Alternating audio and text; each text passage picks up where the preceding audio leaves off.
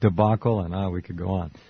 We've given them so much, it's a joke. That's how they were able to jump 40 years in 10 or less by America's largesse and corporate greed and sell out at some of the highest levels in this country. And that goes back to the Clinton years, folks. All right. This is a fascinating field. What are the practical applications for it, and who are some of your users? George, go first. The practical application, at least theoretically, might be, say you wanted to do investing.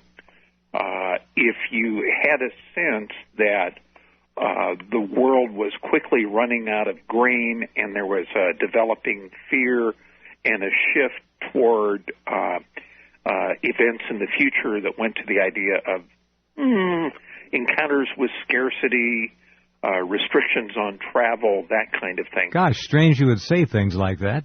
Yeah. Well, so if you see all that stuff coming maybe a year or two in advance. Hey, how about now? Yeah, then too. Yeah. You might be able to make a specific kind of an investment in maybe, a commodity, for example. Such as wheat, which doubled in February. Yeah, exactly. Yeah, and it hasn't been bad this week. No, it hasn't. So you could apply the technology to investing. You could also apply it to policy making, but one of the big moral dilemmas we've kicked around ad nauseum is who can you trust with this stuff?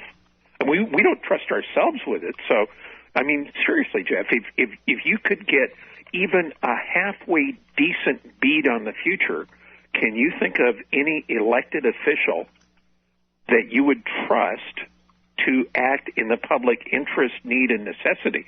I mean, even when things like the FCC are set up with the best of intentions, look what they've done. Yeah. Well, exactly. Everywhere you look now, public officials seem to be standing knee-deep in debris, shall we say. Exactly, and that's one of the core moral dilemmas with the technology.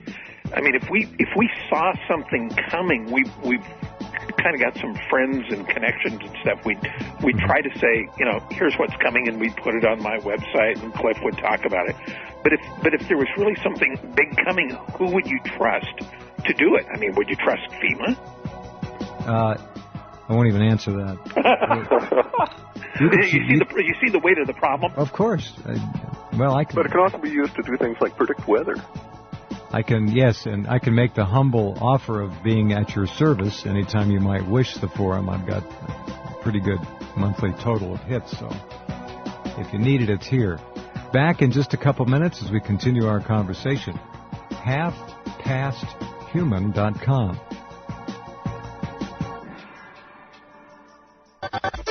Hi, we're back with George and Clif.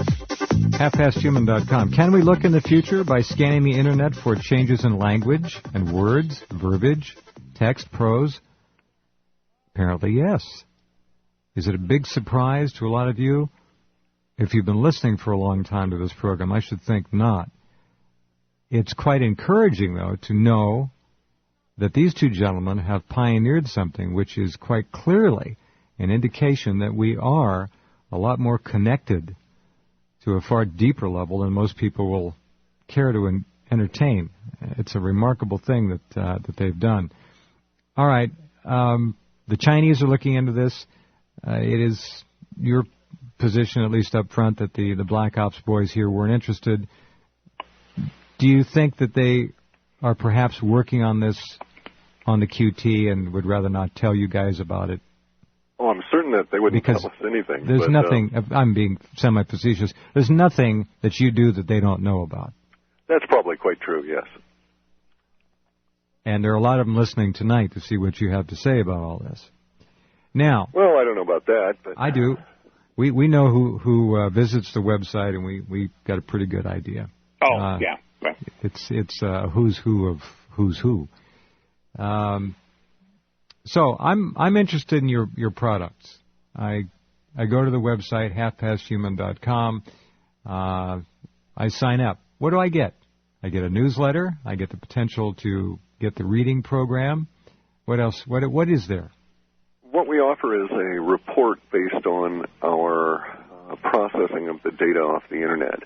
And we offer these reports about 6 times a year in what we call runs of a limited duration. It usually takes about 2 months to deliver about 6 articles, if you will. These run about 8 to 10, 12 pages for each article. And you write them up? Sketch out the future in a sort of a entertainment fashion, broad view of what trends are developing. Mm-hmm.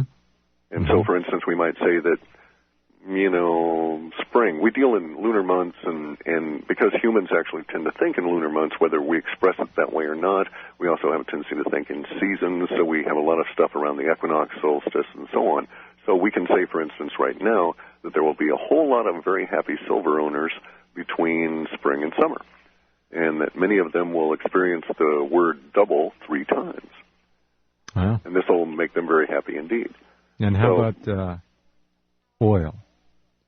Are we seeing anything oily in the we've got triple digits coming by our estimation? I have to understand that what we did was we applied emotional parameters to words that were pretty much an arbitrary guess.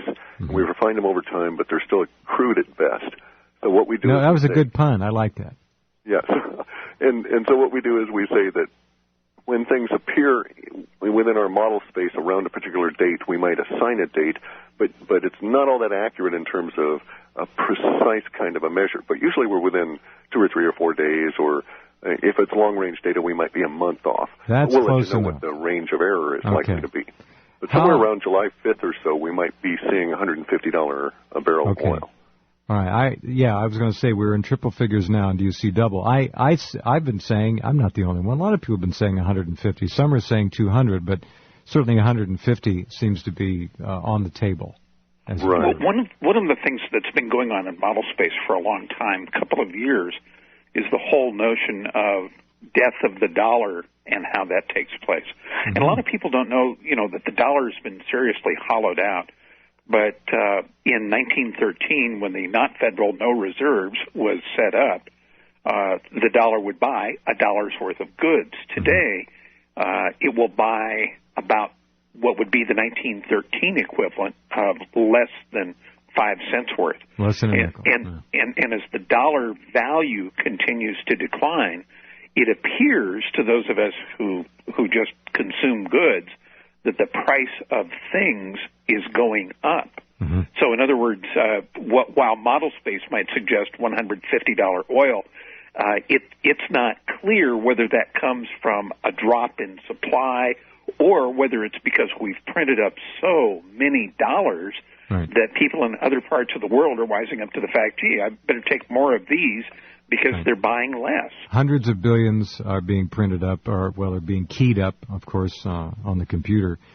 They don't even bother printing them. And our friends and neighbors abroad who are sitting on piles of this ever-diminishing paper are going to go and are going on an enormous shopping spree in these formerly United States to pick up bargain after bargain after bargain. I mean, it's crazy. I'm not talking about shoppers in New York malls. I'm talking about there are going to be some major acquisitions here. Quietly. Yeah, Canadians just bought out my energy company not 4 months ago. Oh, there you go. Oil is 109.73 now, and quite clearly going up a lot higher. We're looking. But of course, in defense of our software, it is practical to use at a non